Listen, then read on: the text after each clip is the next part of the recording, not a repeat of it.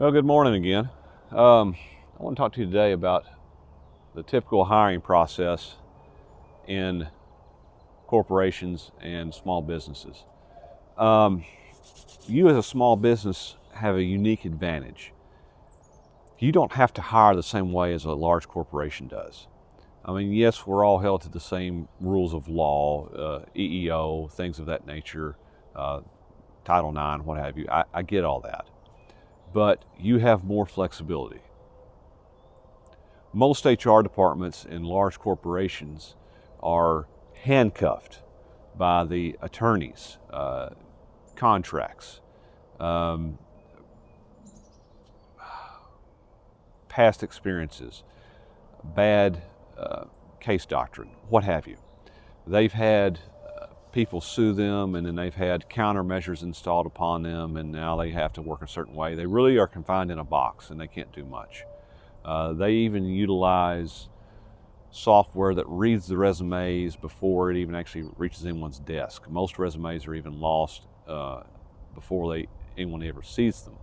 That's why it's so difficult for employees to find good work and employers to find good employees. We have a mismatch because we let the computer decide before the humans do, and that's really a problem.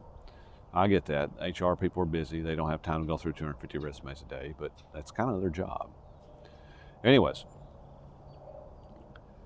you as a small business owner, you don't have those same restrictions. You can get a little bit more creative in the way you hire, but what happens is that you don't get more creative in the way you hire. You hire the same way that the big corporations do.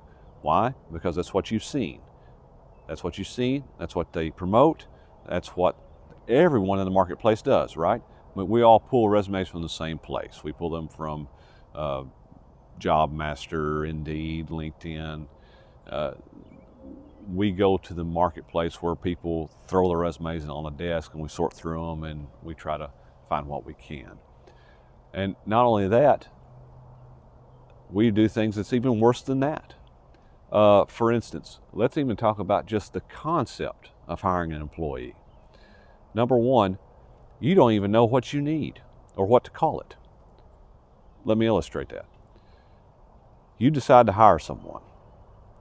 You think you need a certain position. But what you actually need is these tasks done.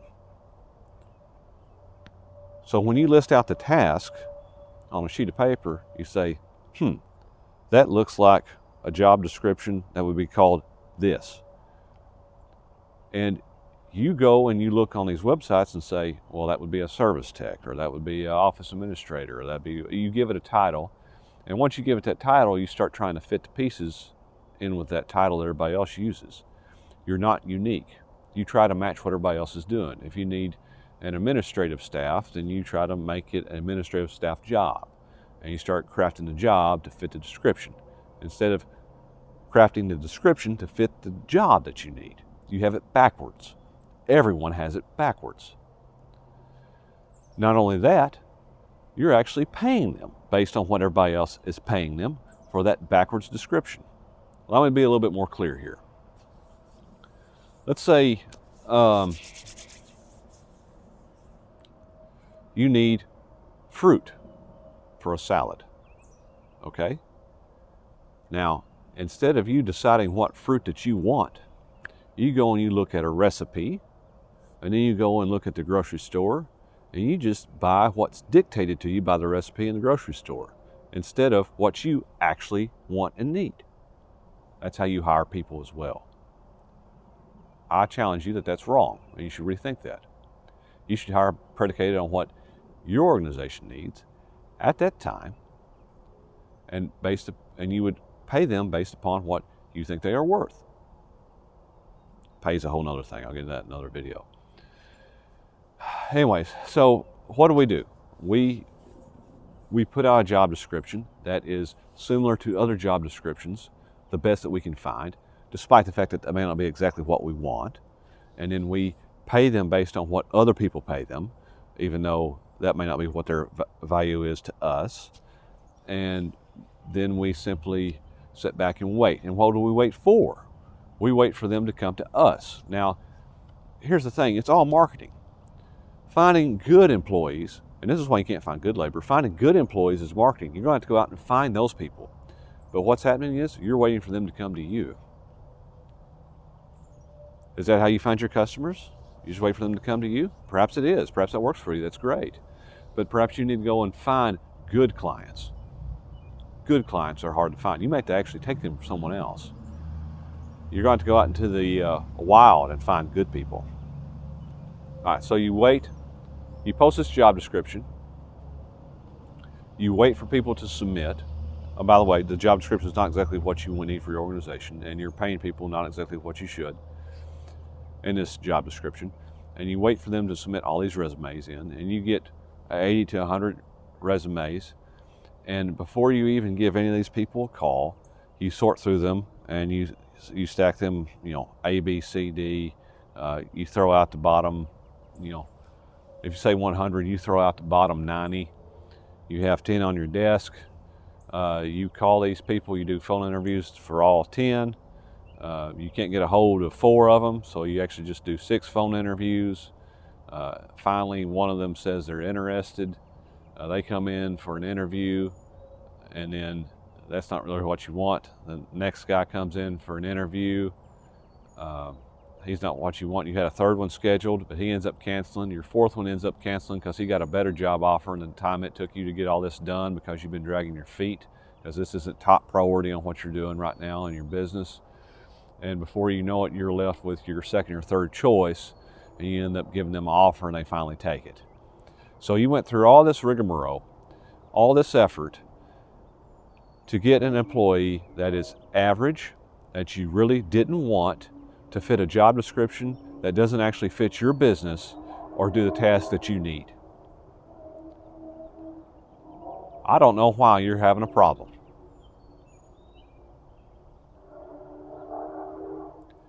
Perhaps you should change the way you do this thing. One of the things that I found interesting when I was having to interview people was those resumes don't really tell any type of a story. Everyone puts their best foot forward on a resume, and you can't tell attitude on a resume. It's just letters on paper. It doesn't tell you that you're actually hiring a person. When you bring in someone into your organization, that's a relationship that you're creating amongst them and everyone else that they work with. It will change the culture of your organization. It will clock it in one direction or the other, either positive or negative. You need to know that before you bring them in. You can't look at that from a resume. I would challenge you to do this. Just as an experiment, just humor me on this just for a moment. Try this on your next hire and see if you don't get surprised by something that you find. Take in your 100 resumes. Make 3 piles, A, B, and C. A pile is your top candidates, B pile is your mediocre candidates, and C pile is people that you wouldn't hire in a million years.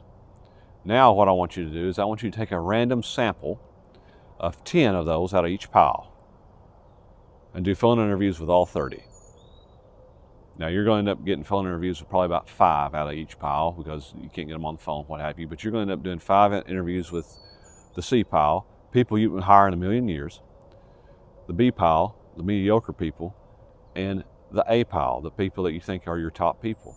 I guarantee you, out of those 15 phone interviews that you end up doing, you're probably going to get 5 per pile. Try to aim for 10. Out of those phone interviews, there's going to be somebody in either the B pile or the C pile that surprises you, that you would have overlooked.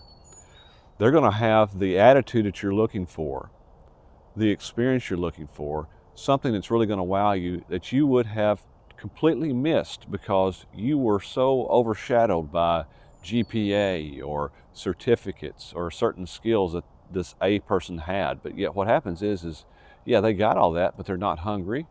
They've got an attitude. They're a little bit arrogant, especially when you're hiring in technical roles. Technical people are given to negativity by the nature of their actual jobs because they're actually having to think ahead and think of everything that could go wrong. So it's real easy for them to get negative. So just open your mind a little bit. Be more experimental in the way you look through these resumes. Try it. See if you're not surprised. All right, I hope this helps. See if you can find some good labor out there. I mean, here's the big deal. If you're not finding what you need to change something. You keep beating your head against the same wall and it's not working for you. So why do you keep complaining about it? Completely overhaul the way you hire folks. Do something different and see if you don't get a different result. All right, good luck out there.